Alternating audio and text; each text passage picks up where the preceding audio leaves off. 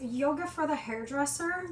I just met the coolest hairdresser here in Vancouver, Washington, and I was going to send her an email of the things we did today in our yoga and massage class, but I thought, well, you might appreciate this too, so let's get started. You're going to need either a rolled up yoga mat or like a bolster like this, or even one of these bigger bolsters. To start, I'm going to show with a ball. You want a pretty dense ball. And then also if you have something with weight, it could be just a bag of beans, but these weighted props are great ones to have too. So get those things, get your mat or even the carpet. It doesn't matter what you practice on. I want you to do this before you go to work to really open up the body. So first I want you to take your ball and allow yourself just to tap around your pec muscles right below the bone of the collarbone. So you're just going to tap around. All this really gives you is some proprioception, and your body is going to start to wake up. As you do this, you do not need to sit in this position. You can even do it in a chair.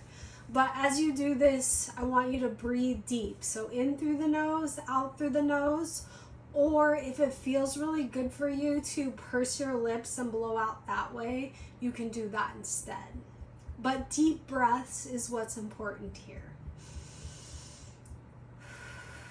Now I'm going to go pretty fast because I know before we go to work, we're probably really not wanting to do this, but it is absolutely necessary for you to wake up your body before you start using it in a bigger way. Okay, so do both sides.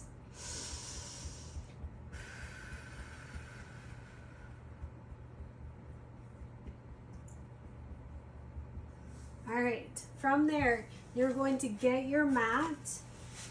You're going to put it on the ground. I'm going to go this way, just so you can see me.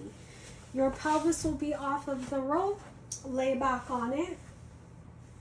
And because, especially for those of us that use our pec muscles a lot, this might be too much. So find a position that is welcoming for your body that you can just start to settle in.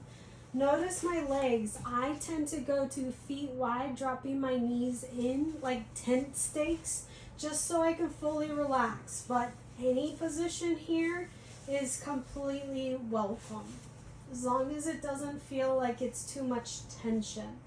Okay, so I want you to take 3 deep breaths in just this position of choice. And then I want you to bring your hands by your sides, palms down. Take a deep breath in.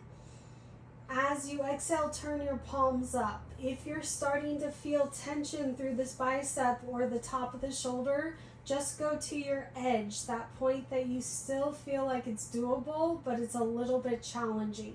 So it's breath in, breath out. Do that 10 times. Breath in, breath out. Really try to breathe into the chest here. Okay, I'm going to move slowly, so you can pause your video as many times, or I'm going to move quickly, but you can pause your video as many times as you need to do it 10 times. All right, then you're going to come onto your back. Again, your legs can be wherever you want. You're going to pause here. Just notice the space between your shoulder blades that you just built with laying over that prop. Then you're going to get your bag of beans or your rice bag and put it over your lowest ribs, so right below the boobies. And then allow yourself to let this bring your ribs down. What we are doing here is we're dropping our ribs so that we can start to create space between all the little rib bones. Very important for your breath and your whole shoulders and your overall being. So we're going to take at least 10 breaths here, bringing the prop up, and then exhale, drop it. Bringing the prop up, exhale, drop it. I am breathing out through my nose because I really want my ribs to learn how to move. A lot of times they get seriously stuck. They want to be gills of a fish. As you breathe in, they should expand on all sides, three-dimensional. As you exhale, they should be able to draw in and use that upper core to draw them in. I have some things going on, so I'm noticing that's challenging for my body. So I'm going to prop my head up. That's going to allow me to drop my ribs better down. Relaxing all the tension in my shoulders. One more time for me at least. 10 for you.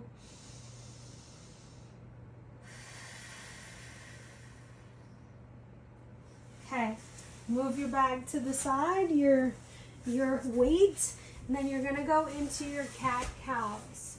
So from here, hands underneath shoulders, knees under hips. Inhale, drop your heart, your belly, look up.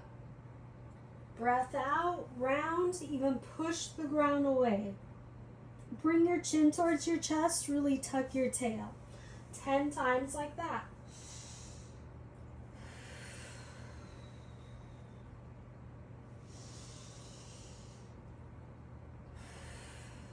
If you only get 3 done, that is just fine. I'm just happy you did it. Knees together. Feet apart. Breath in. Goal here is for you to get more into your low back. Usually we have one part of our spine that moves really well. The other parts just kind of hang out and enjoy the ride. These small changes in your positioning is going to allow you to get into different parts of your spine.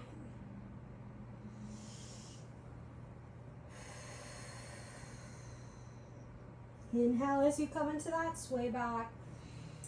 Exhale as you go into that rounding position. Drawing that core in if it feels good to you. Bring chin towards chest, really tuck the tail. Okay, 10 times for that one.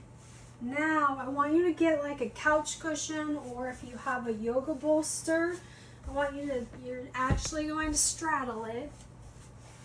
Knees go right to the outside of the bolster or the prop. If it's a couch cushion, they can go to the knees. You're going to start to drop onto the roll. Turn your head either way. You can have your arms out to the side or reaching up overhead. Think of this as your body coming into that rest and digest, that parasympathetic system, that sympathetic mode of our nervous system is what we're after. Belly breaths are going to get there. You using props to drop into. Weight oftentimes helps us, but allow yourself to be. And then if you feel like you can go down without the prop, great. Down dog, if you are having acute issues and lots of pain in your shoulders, is not one I would go to, but you might just test it out and see how it feels to open things up. One thing that I didn't show this client, but I have been loving for my body because I'm starting to get that bit of a hump here from looking down where I can't get extension there, is to come into puppy pose. Arms start to come up over shoulders, drop heart, let things settle. And then I've really been enjoying looking up. Chin on the mat. That is a ton of extension in our rib cage.